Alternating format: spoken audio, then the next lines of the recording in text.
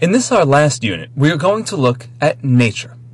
This is in some ways perhaps where we ought to have begun, because all art ultimately derives from our experiences in the natural world, and many, many periods have focused explicitly on the depiction of nature and natural things.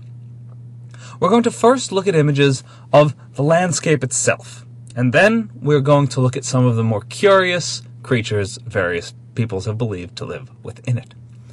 We begin with Bunsai's landscape from the Muromachi period. Bunsai was a Zen painter, and Zen is a variety of Buddhism that believes that enlightenment can be achieved by anyone at any time, that the complex structures and rituals that were used in earlier forms of Buddhism were not necessary and were in fact a distraction, a way of filling up a person with too much clouding information for them to really be open to the prospect of enlightenment. Instead, they thought it could strike anyone at any time, if in the right frame of mind.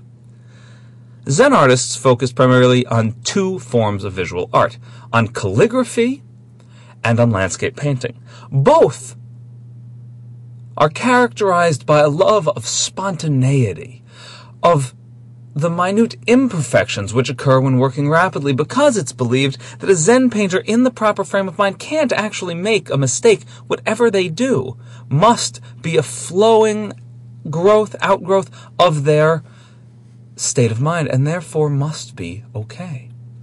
And so we'll see calligraphy which dips toward the illegible but expressive, and the same sometimes in terms of landscape. This is a beautiful painting, a beautiful image, ink wash on paper. What is being conveyed as the most important elements of this scene?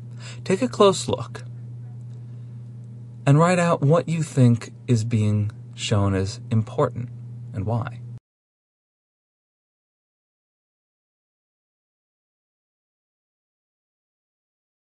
We've seen in this course that there are a number of ways to determine what is important, and what we're going to focus on first is visual weight.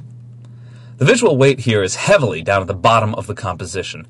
How is it conveyed? Well, there's a greater degree of complexity down there, with more dense lines, also more contrast, darker lines in closer association with one another. That wonderful craggy tree, for example, stands out against the background, as does the darkness of those heavy rocks, and the little hut, and even the little human figure within it. All of this draws our eye to it, gives us a foothold. We can see ourselves as that little meditating figure alone in his hut.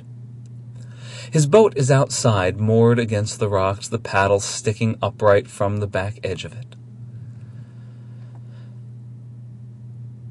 This is all important in the image, there's no question. This is where our eye perhaps gravitates first, but there's something else that we can take from this composition, something perhaps a bit more metaphorical.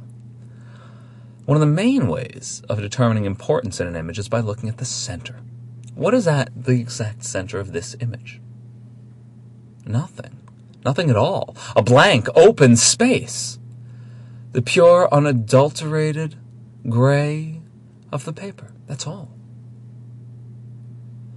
Why put nothingness in the center?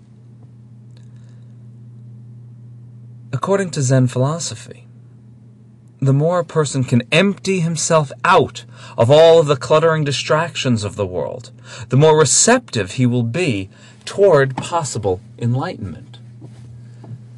This image, therefore, draws our attention to what we ought to be striving after, a nothingness, an emptiness at our core. Now, we know that's supposed to be water. We know because of the boat at the bottom and because of the curving arc defining the bay above, which stretches off toward those mist-shrouded trees and mountains in the background. But that middle ground distance between the foreground at the front and the background at the back, that middle ground is there for us, soft, open, and empty. We could contrast this sharply with Sesshu Toyo's winter landscape from the 1470s, not long after. Sesshu Toyo was another Zen painter. He traveled to China to get a look at the art there. And he apparently saw the wrong stuff for his personal taste. He saw high court imagery, very detailed, rich, gold-encrusted images, and didn't find the Buddhist painting that was happening there. He came back saying there was nothing of value in China except for the landscape itself. But while he was away, a civil war had raged, and his own hometown of Edo had been destroyed. Its beautiful homes and businesses burned to the ground. The place was in a state of chaos, and the soft and gentle imagery that he had been trained in before leaving perhaps seemed less relevant. What we get from Sesshu is a much edgier form of art, a crisper, sharper, harsher form of art, as typified by his winter landscape. This was one of a series of 4, each depicting one of the seasons, but the winter one is the most crystalline. How has he conveyed a sense of winter here? It was the snow-covered branches, of course, but that snow, that sharp white powder on the branches, is just the white of the page.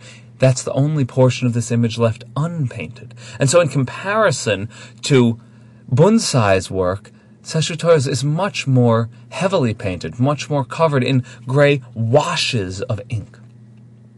Where is important in here? It's perhaps a little harder to say. There is that cluster of buildings off-center and down a bit from center on the left.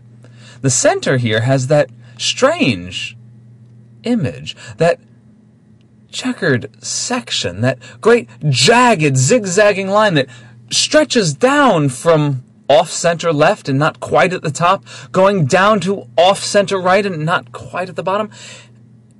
It's all somehow off balance, out of kilter, and yet still somehow harmonious. There's no rigid symmetry in this piece. Instead, there is a balance which results from carefully constructed asymmetry. The line begins off to the left, ends off to the right. By the same token, balancing the great visual weight of that small house is the great visual weight of those 2 sets of trees off on the right.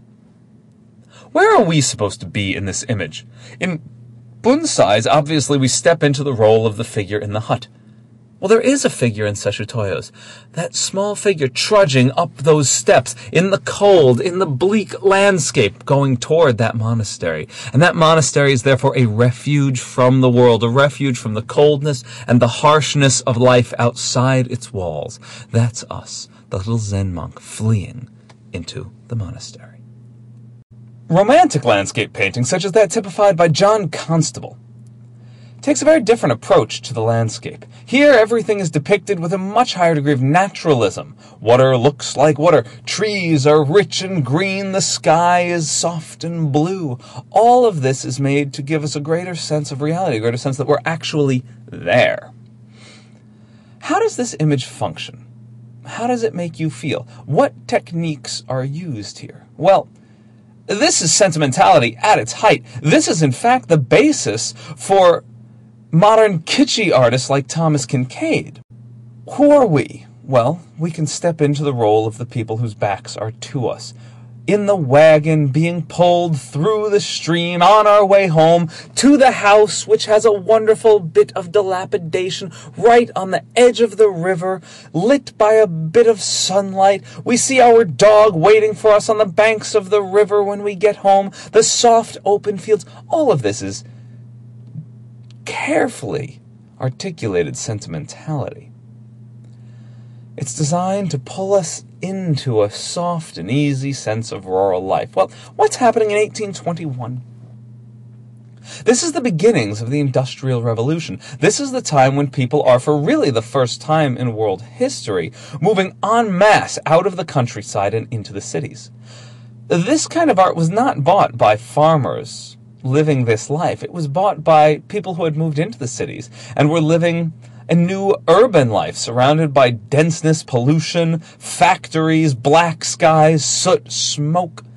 And so they looked backward to a pastoral life, a rural agrarian life of rich green fields and old farmhouses falling gently into disrepair. It's a sentimental image that looks backward to a vanishing past. Caspar David Friedrich's Wander Above the Mist is also a piece of romantic landscape painting, but takes a very different approach. Here we see not a common landscape, but an extraordinary one. We now step into the shoes of this figure, back toward us, who has climbed to the summit, up above the clouds themselves, and he looks down. He has gone as far as he can with his physical journey. So what remains?